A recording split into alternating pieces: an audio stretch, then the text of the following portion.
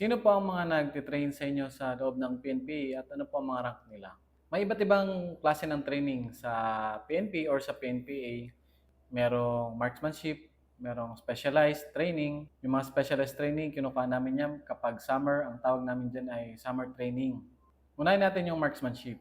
Ang nagtuturo sa amin dyan, usually mga police officer, commissioned officer, and non-commissioned officer. At meron ding civilian. Yung mga civilian, magagaling na shooter yan.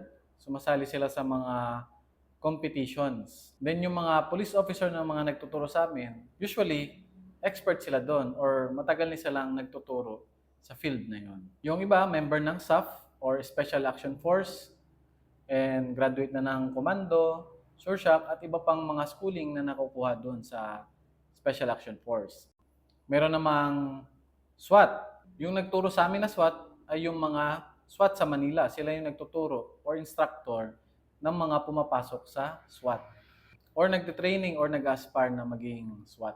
So yan, to sum up, lahat ng experts sa kanilang field, mapa-civilian man yan o police officer na, ay nagtuturo sa PNPA.